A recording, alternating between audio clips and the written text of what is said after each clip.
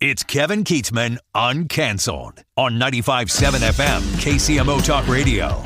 Good morning, Kansas City. Welcome to Uncanceled on KCMO Talk Radio 95.7 FM. I'm Kevin Keatsman, and we've got a fine, jam-packed show for you today with lots of tasty topics, including my theory of what happened with that Signal app mistake by the Trump administration security personnel or military personnel. With the help of my good buddy John Anthony here at KCMO Talk Radio, we've got a little working theory on exactly what that was, and we'll share that with you coming up in just a little bit. Around 10:30, I'm going to talk a little bit about the state of radio in Kansas City. It's been a bit of a theme today. Chris Ketz came in, although he's in TV. Have you ever heard anybody know more call letters to more radio stations than Chris Ketz? That was awesome. That was impressive. It really was, in all these towns and stuff. So he's obviously an aficionado, but it was a wild week in Kansas City radio, and I'll have some thoughts on that. And that was my tease a little bit earlier about I'll have some comments about Pete Mundo as well, as we'll do that coming up in about 30 minutes. And when we talk with Mark later, get ready for it, there's more disturbing news surrounding the Gene Hackman death. Ooh, so bizarre. We start today with a story that I had a rule around my house with my kids when they grew up. I never let them... I'd give them a lot of leash, a lot of leeway to do and say a lot of things because I believe in free speech. There was one thing I did not allow my kids to ever say. I did not allow them to say, "That's not fair," because there is no such thing as fair. You walk through life and you don't expect things to be fair. If you do, you've got your head in the sand, or maybe you're just a happier person than most and it's a pie-in-the-sky world and you just have everything like off a duck's back, rolls right off you. I don't know. Life inherently is not always going to be fair. So I can't use the term here about this first story that I'm going to talk about and say it's unfair, but boy, it's bad. It's disgusting. It's despicable. I have wrestled all morning with whether or not to even bring this up, but I'm going to because I'm going to talk about Kansas City's first couple, and it involves media. So that's two things that are obviously important or newsworthy to a lot of folks.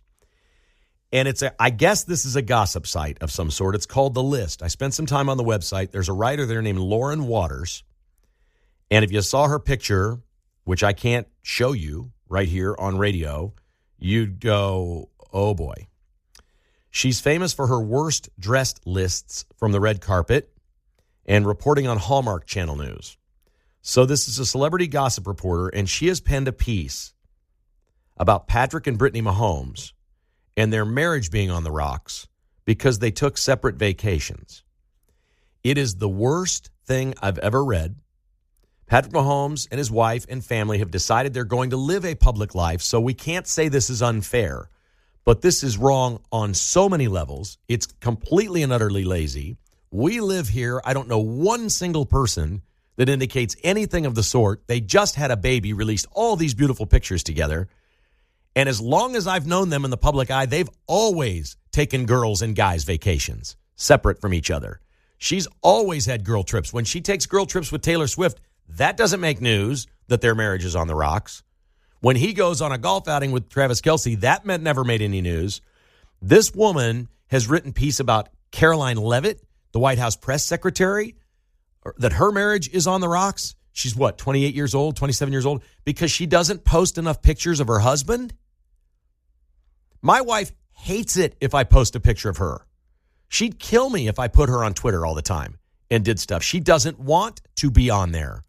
I'll go on the assumption that Caroline Leavitt's husband doesn't want her posting about him. And we know Patrick and Brittany have taken separate vacations forever. This is bad. She says there's mounting signs that the marriage is, quote, on the rocks. This piece is a complete and utter sleaze hit job. It's the kind of thing that you would see in one of those tabloids, but at least when you go to the supermarket or through the years, you'd be in the line at Hy-Vee or whatever, and you see a tabloid, you look at it and you go, okay, well, this is just entertainment trash. This site, this website, The List, looks like something really, really professional, upscale. You're going to be really intelligent if you read this thing. And then this woman writes this piece, and I do feel bad for them. They didn't ask for this. They don't deserve this. Can't say it's unfair. They're living a public life. She's chosen a public life, and their children are in public. So they've decided to go this route, and this is how it goes with immense fame. Everybody that's immensely famous goes through this at some point. I just can't imagine anything being more off the mark than this. I don't know. I can't even believe it. It's their off season. They travel a lot. We've seen them together. They were at Texas Tech together at a basketball game recently. She takes a girls' trip. Good for her. She should. This is a healthy marriage. Look, we all know people who aren't secure enough in their marriages to allow their spouse to go on a girl's trip or a guy's trip. We've met people like that. I think it's a sign of strength in a marriage. Hey, taking a long weekend with the guys. We're going on a golf trip. I've always taken golf trips with the guys. You know what's never, ever, ever once happened on a golf trip with the guys? Nobody's ever hooked up with another woman. Not once. We're old men golfers, okay? We're not exactly a threat to the women of Scottsdale. I don't even get this. I don't know how people in publications like this exist, and embarrasses me to be in the media, and I feel bad for them. I'm not even sending you there to go read it. I'm not. I just want you to know that it seems like this is the next level now for Patrick Mahomes and Brittany Mahomes. There are so many commercials, so much publicity, so much limelight, so much attention. This was bound to happen. I don't know why. I just thought, happy couple, raising kids, living in Kansas City, playing sports. Wouldn't exactly be Brad Pitt and Jennifer Aniston or something like that. You know, I didn't think it was going to be that, but apparently that's what it's going to be. And I don't spend a lot of time feeling bad for other people, and certainly they're incredibly wealthy and happy and successful people all on their own, but I think they deserve better than this. I absolutely do. Frank White made an appearance at opening day. I wasn't sure Frank White was still working as county executive, and he said a couple things that were noteworthy. One is, hey, if Mayor Q wants to do this, if the city wants to take this tax on and keep the Royals in Kansas City or Jackson County, we're all for it. If it doesn't involve the county spending a bunch of money, he's great. He also reminded everybody that he wasn't really against the tax for the Royals to have a new stadium. He was against the vote, which no plan existed for what they were going to do. I kind of respect that in Frank White. I thought he actually got this one right. There was no plan. It was just a vote. Just vote yes. The Chiefs were asking for money too, and all they did was give a cartoon crayon drawing from a seventh grader, rendering of some ramp they were going to build at Arrowhead from the parking lot to the stadium. I mean, it was child's play what they were in asking for money. There was no plan. So I get what Frank White was saying. I don't agree with him on a lot of other stuff, but I kind of got him on this vote, and we understand why that lost. But he also said that chances are there's going to be another vote. Now, that's newsworthy. I don't know how they're going to have time for another vote. Are the Royals and Chiefs really going to drag this thing all the way to some vote in November and wait on that? And what vote are we talking about? Mayor Q told Pete Mundo yesterday on KCMO Talk Radio that the $1.4 billion he's talking about for the Royals is coming largely from the state. They'll just waive or take the sales tax revenue from the Royals and everything around their ballpark, use the sales tax revenue to pay off the stadium. The option is lose all that sales tax revenue and have it to go to Kansas. So Missouri should do this. I said that from the very beginning. They need to get busy and do this. They've dragged their feet in Jeff City as well. But there was an election taking place. An election, gets in the way sometimes of doing the state's business and what really needs to be done. I guess they can do this on their own. I don't think it requires a vote of the people. They should be able to pass legislation to do this sort of thing and create something identical to or very similar to a star bond in Kansas. And then they decide when they allow to use it and when they don't. And they can go up and down votes on that in Jeff City. But it sounds like there's the political will on both sides of the aisle to keep the Royals in Kansas City by passing something that is like a star bond. So that was all really good news. But now Frank White says there's going to be a vote. So I don't know what that is, and I don't even know if he's right on that front. It doesn't sound necessarily right to me. Elon Musk is getting a lot of attention for this town hall. Well, it wasn't a town hall. This group event he did with the brilliant minds of DOGE on Fox News. But he gets up and he's posted now that he's headed to Wisconsin. He's going to do a speaking engagement in Wisconsin. They're having a Supreme Court vote in Wisconsin in April. And they've got a liberal that if the person makes the Supreme Court, it's going to swing the entire state. So he's getting involved for the conservative. He's going to have one of these events where he speaks and gives away $1 million to two people that are there. You have to have voted already, and then you can attend his event, and he's going to give away $2 million. I think one man from Green Bay's already gotten $1 million, so I'm not sure if he's giving away $2 million total or $3 million total. Offering up your chance to win $1 million to come to an Elon Musk speech. Count me in. Could you come to Kansas City? I want to go. I'll take that random shot. There can't be 50 people in these little places he goes. I just want to ask the question because I don't have the answer to this one. Is Elon Musk getting involved in Wisconsin Supreme Court politics good or bad for the Republican cause in Wisconsin? I really don't know. I guess if the worry is not enough people vote in these off elections and are aware of the vote or who to vote for, then in a way it's good. Republicans a lot of times sit at home when the president isn't on the ballot. And so maybe that's what it's about. It's just about getting the vote out and drawing attention to the fact that this is going on in Wisconsin. I don't know much about Wisconsin politics, but Elon Musk thinks it's really important, and he's going there and he's giving away money to try to sway that vote, which I think is very interesting. I guess where I'm really coming from on this Patrick and Brittany Mahomes thing is they can't respond to it. There's no way to respond. If you make any sort of response to these things, you look bad, so they can't do anything about it. And I don't understand how a person like this Lauren Waters takes so much time to go to college, get a degree, English major, become a writer, and how you sleep at night pumping out stupid falsehood rumors about celebrities for a living. I guess you file that under some people will do anything for a paycheck. I can't even explain it. I can't even fathom going to college, being an English major, and wanting to be a writer and do things, and that's what you write. I can't even fathom that. It's a crazy, crazy world we live in. We're going to talk a little bit about radio coming up in our next segment. I've got some thoughts on what happened in Kansas City this week in a positive way. Not going after anybody today. I've got some positive things to say about our fair medium and how it may affect you. We certainly appreciate you listening every single day. My good friend John Anthony yesterday, or a couple days ago, and I were talking after the show about this situation with the Signal app. And we all know what happened. They included a reporter named Jeff Goldberg on the text group inside the Signal app. And the Trump administration has admitted it was a mistake. They put somebody in that they shouldn't have been in there. It was apparently an aide to Mike Waltz who had this reporter's contact in his phone and entered him in the group by accident. So I'd heard a report earlier in the week that said the insiders are saying there were several JGs in his phone because sometimes it's just initials and you punch it and it goes in, and when they pop up, it just says JG in the group. You see the initials of the person in the chat group. That's what you see. And I'd heard a name on, I think it was the Guy Benson show, but it was the fill-in host a couple of days ago who mentioned this person, and I didn't remember the name. John Anthony found it, and I've done a little more research on him. His name is Jameson Greer, who's also JG.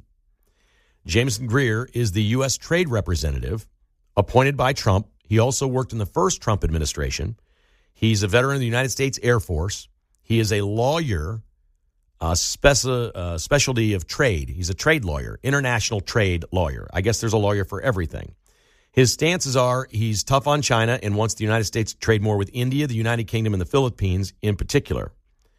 So these attacks have been taking place on the Houthis, who are terrorist rebels, whatever, in the Red Sea that are upset over Israel blocking certain things getting to Gaza. So they've been attacking ships. Well, we're trying to clear out the Red Sea and make sure the shipping lanes are open. These military strikes in question in the Signal app against the Houthis are all about trade and keeping the shipping lanes open. It stands to reason, as we've now killed at least 57 Houthis, and there were attacks more last night. They just continue. They don't make the news much. We're attacking these Houthi sites all the time now. We're hitting ports in the Red Sea where their ships go out and they start firing at our Navy ships and whatnot. Jameson Greer is Trump's expert on that shipping lane. It's his job.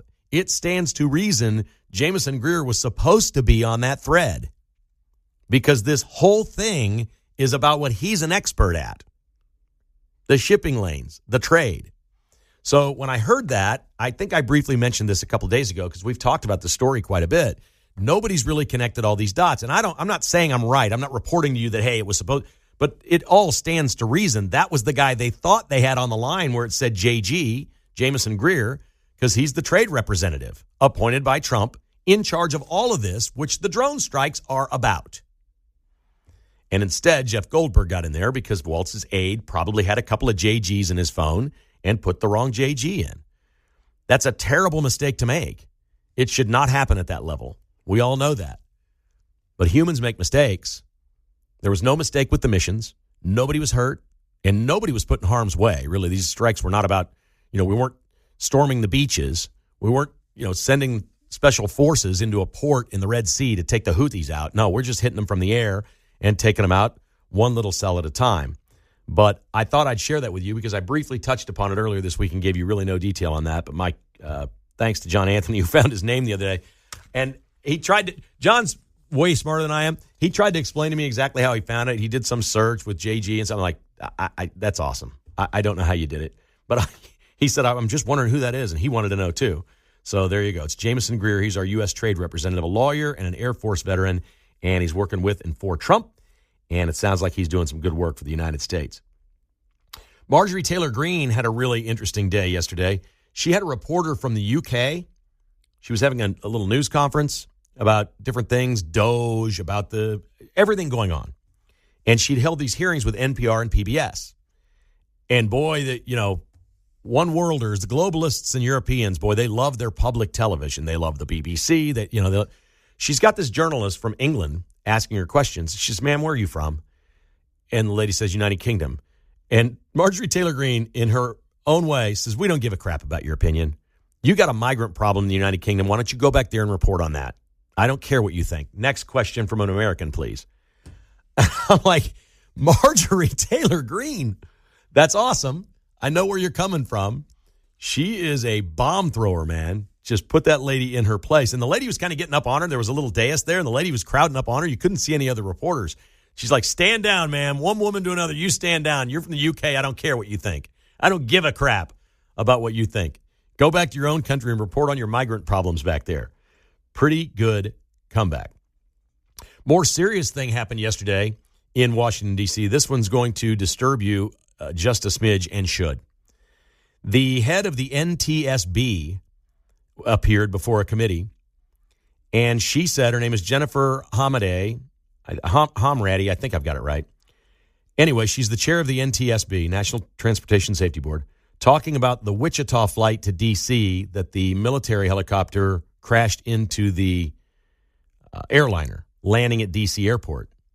She has now testified that from 2021 to 2024, 3 years, there are 15,000 documented occurrences of a time that a helicopter was too close to an airplane. You can call it a near miss. You can call it a near whatever. Documented. Like this was going on. Like every single day, helicopters were too close to jetliners. They filed a report. It was noted by whoever does that. I don't know if that's air traffic control or who. It's noted. It's put in the file. And before this crash, that's 5,000 times a year this was happening. You can figure that out, how many times a day that is. I mean, that's just ridiculous that there was that many flights that close together of airplanes and military helicopters, and that was the chosen flight path for those helicopters. Now, those choppers aren't flying those paths anymore. This was avoidable, folks. This is really bad. And this, in a way, I guess we could say, one of the things that happened here was, just like so much of what we see in government, it gets so big, so bloated, that things that are really important sometimes just get disregarded. You don't see them. You don't know that they happened. They don't occur in some sort of a vacuum. There's a bubble in D.C. There's a way of doing things. Everything gets paper pushed off to the side, for crying out loud. And the fact that 15,000 times over 3 years we had helicopters too close to airplanes and nobody at any point stepped up and said this has to stop is really, really, really bad. All right, we come back. We're going to talk a little radio on KCMO Talk Radio. I'm Kevin Keatsman. This is Uncanceled. Welcome back to the show. We didn't, and are not going to talk much Royals here today. We did a lot of that yesterday. If you want to get my thoughts on the opening day game and the goings-on with the ballpark and all that stuff, I did that on my podcast today. It's called Kevin Keatsman Has Issues. If you want to go listen wherever you listen to podcasts, or just hit kkhasissues.com. It's right there at the website. You can play it out of any browser. All the Royals you want is available there today. We're not going to do that really right here. I do want to talk about the big story of the week, though. I felt like the big story of the week in Kansas City had to do with Royals ballpark issues And much of that centered around what happened on radio in Kansas City and reporting of this issue. And one of the things that almost everybody that ever did a talk show at some point says about somebody, whether it's a manager of a team, a president of a country, an owner of a business, whatever it is, every single person that's ever been behind a microphone with an opinion has said, we need to hold that person accountable, or these people need to be accountable. And I would like to implore all of you, because talk radio is obviously a part of your day. If you're listening right now, it's important to you. You like the medium. You enjoy it. You respect it. I think you all should hold all of us accountable. I think there needs to be more accountability in talk radio and or sports radio. I think there needs to be way more of this. And the classic example of that was this week. I'm not going to relitigate everything that happened on Monday with Bob Fescoe over on 96.5 The Fan. You know what happened. As the mayor said yesterday to Pete Mundo, a few hours later, it was completely debunked. He came out, he threw darts, he reported it as if it sounded like fact. The whole world thought it was over, and the Royals were building a ballpark at 119th and Knoll. That was quickly shot down. It was not his best day. It was not the best day for any of us in this medium. And I mean that sincerely. We all need to be held accountable to be responsible and do the right thing. So I want to share with you a couple of inside things about doing a talk show that I don't know if I'm the only one. I've talked to others that say they kind of feel the same thing, but there's two things I think that make this job more difficult than it is on a daily basis. The first one is the hardest thing in the world to do in this business is take a vacation and come back and do the first show. You've missed everything. Folks who do this are such info hounds all day long, reading, watching, gathering, always something to think of for that next broadcast. When you're on vacation, you don't do that. You do things that you don't normally do. You tune out, you do whatever. It's the first show back is the hardest one you'll do all year, hands down. The second hardest thing to do is do a show outside the studio, a talk show on a remote, where there's crowds, noise, distractions, all these other things. Can be very complicated. Pete Mundo took a few days off, and I hesitate to call it a vacation. He was in a cool place. I don't think he talks about what he does, but we all spend a lot of our vacation time with family commitments and things like that. I know he does every summer. He likes to go back to the East Coast and visit his family. Pete's a family guy, all right? So I know for a fact he couldn't keep up on everything the way that he would normally keep up on everything. And I haven't talked to him about this, and he doesn't know that I'm going to be saying these things. But this guy not only came back from vacation and literally got back, I don't know, out, put his kids to bed, got home after a long travel day, hours before he was getting up to go do a show not in the studio where you can't see John, you can't see Mark, you know what's going on. It's the most impossible thing ever. And it was the complete opposite of what Bob Fescoe was on Monday. It might be the single best first show after a vacation I've ever heard in my life. I'm telling you, it's a thing. And at some point, I'm going to take some days off. When I come back, you listen to me that first day. I'm going to have missed stuff. It gets scary when you open the phone lines because you're like, uh-oh, they may ask me about something that happened last Wednesday, and, I played 36 holes of golf that day. I don't even know Wednesday existed. Whatever. And he's lined up the mayor to be on, who is a regular contributor and guest to his show, which is a credit to Pete and the mayor that they continue to do that. And those are great conversations. He had the owner of the Royals. He had the general manager of the Royals. And then sort of is one of the things you do when you're there in exchange for, okay, you're getting the owner and the general manager and whatever. They brought on some other people that were pitching how to stream FanDuel Sports and things like that. Like the Royals were bringing a lot of people to Pete. He had to be well-versed on all of these things after he wasn't here. He didn't know what had happened with Bob Fescoe the day it happened. He's trying to catch up on all of it. Folks, I just want you to know how hard it is to do what he did yesterday. And I know that John helped him a great deal, and I know that Mark helped him a great deal. These guys are pros. I couldn't be happier. I guess the point of what I'm trying to say here today, and I'm not kidding you, I'm getting a little emotional. I am so happy to be working with these folks. I can't even put into words how different this is from sports radio. There is, look, there's great sports radio people in this town. I'm not throwing sports radio people under the bus, but the majority of them, like they come in a lot of times unshowered, just unclean. There were days the studio smelled bad. It's just pigs. It's just a frat house. We used to think that was an affectionate term. We were the frat house of radio. It is. But when you're that way, things get lazy and sloppy and not as professional. It's just a fact.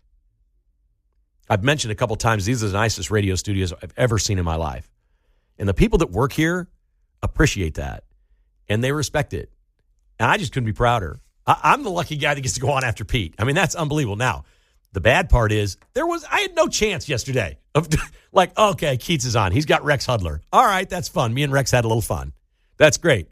It wasn't the owner, and it wasn't the mayor saying where he's going to get $1.4 billion to build a new ballpark. I just want everybody to know how hard that was. That was really, really, really hard. And he did that at such a high level the same week that we saw something at such a low level in the same medium that I think it needs to be pointed out. I don't want to turn this show into Kevin's a media critic. I do love talking about media. I love talking about politics and news and sports. I like all those things. I also know that most of the media talk that you consume is people in our industry making fun of media on the left and the outrageous things that they say. We play clips. We fixate on it. Sean Hannity makes a living off it. His whole show every night is just clips of Democrats gone wild. You get enough of that. I'm going to try on this show to do it a little more locally. And I'm not going to make any friends. And I don't have a lot of friends in the media. I have a lot of folks that, like Chris Ketz and I, we've known each other forever, but we don't do things socially.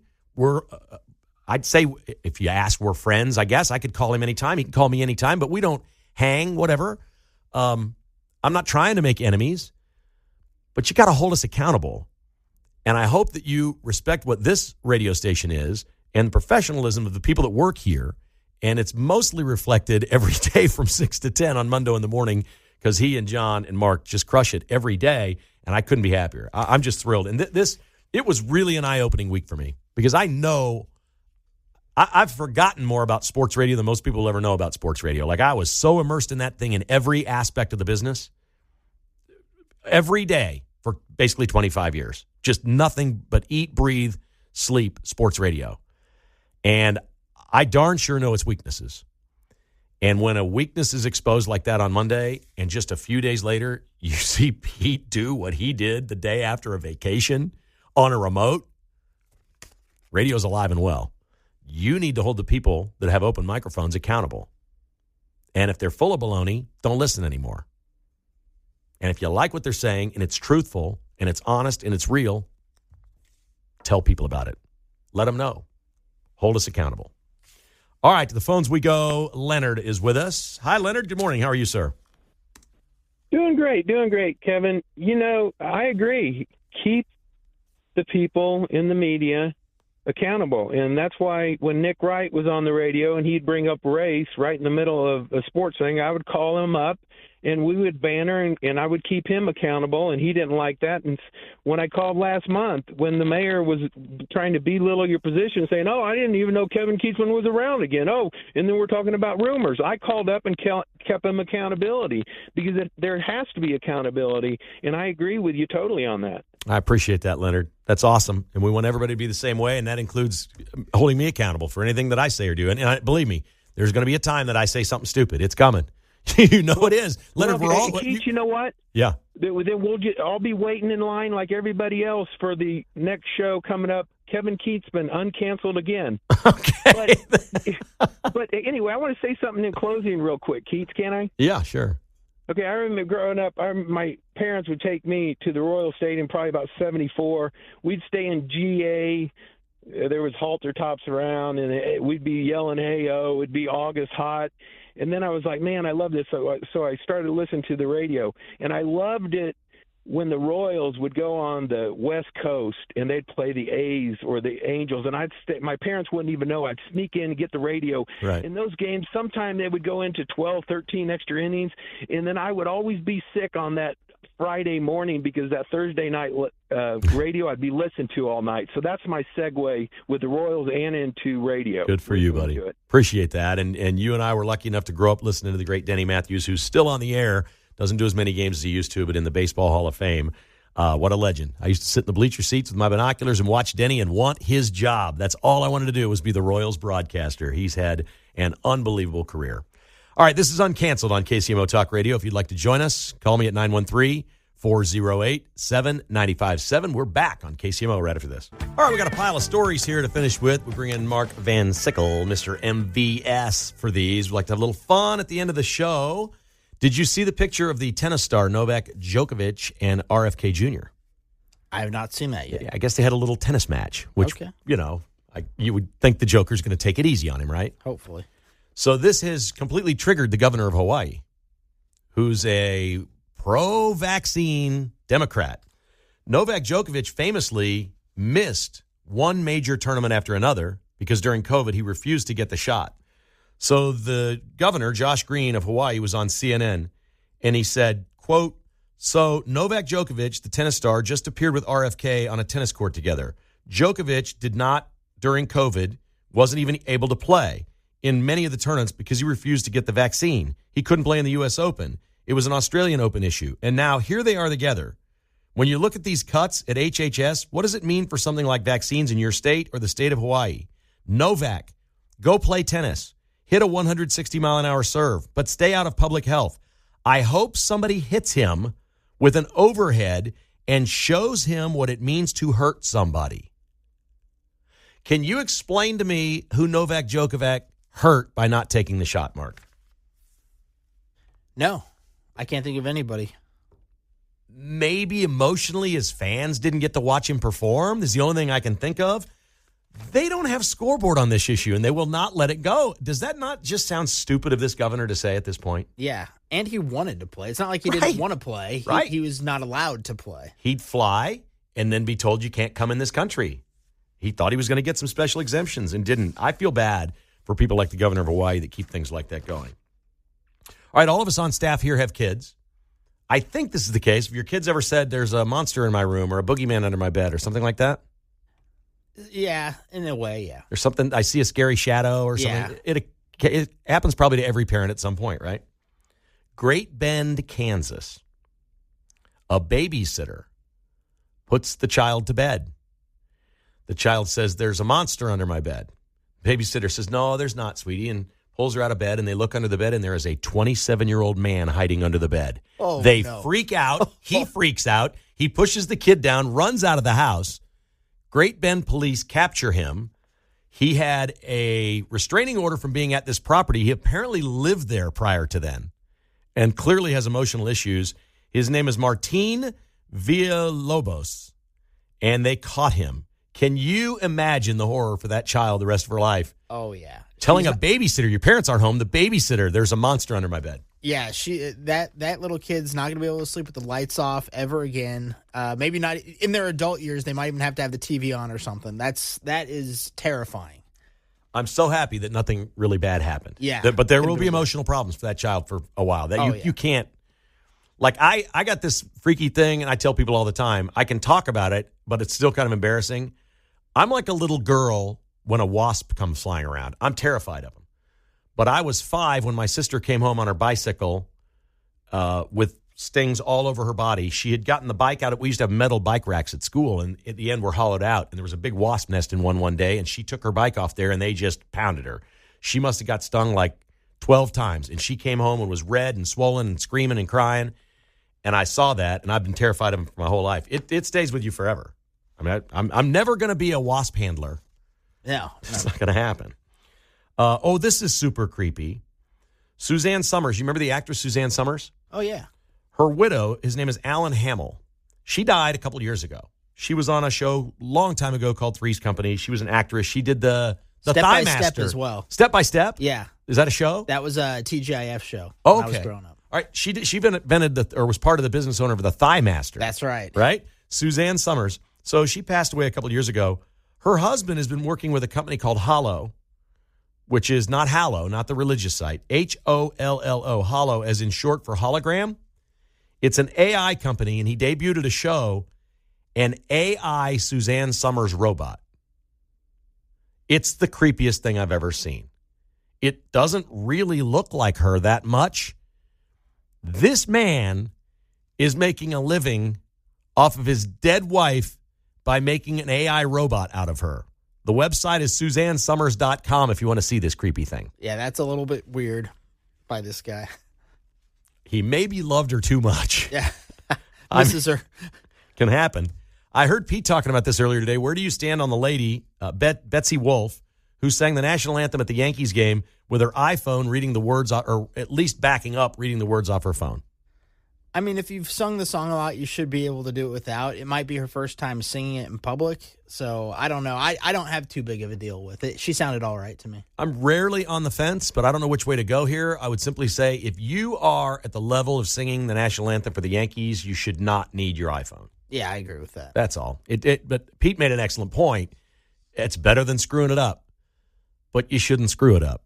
If you get asked to do opening day for the Yankees and you're a Broadway singer, a Broadway star, that should not be a problem for you. Yeah, that's a big deal. That's not a big ask. It is a tough song. Everybody I've ever talked to said it's one of the hardest songs they'll ever sing. It's very difficult and complicated to sing. And I promised at the start of the show we'd update you on the death of Gene Hackman and his wife, Arakawa. She died several days before him. He had dementia and Alzheimer's and didn't realize she was dead. And then he had a heart attack many days later, and people have asked, well, nobody knew this happened? It was like 11 days passed or whatever.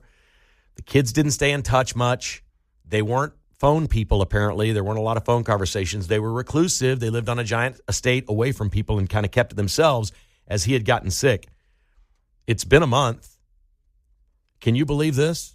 Santa Fe, New Mexico. Gene Hackman and his wife are still listed as unclaimed decedents. They're still at the morgue. Nobody's come for him. He has an $80 million estate that he left to his wife, but she died before him. He has 3 children. It stands to reason they're getting the $80 million. Gene Hackman and his wife are still listed as unclaimed decedents. What's going on, Mark? That's crazy. That's absolutely crazy. And he hadn't talked to his daughter in like 3 months or something like that. I don't know what's going on with that family.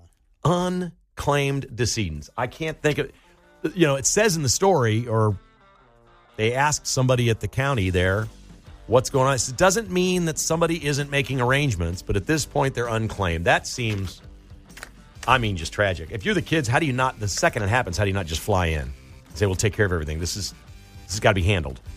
Wild stuff. Hey, thanks for listening. The Vince Show is coming up next. I hope you have a fabulous weekend. Thanks to John and Mark and Pete. What a great week here on KCMO Talk Radio.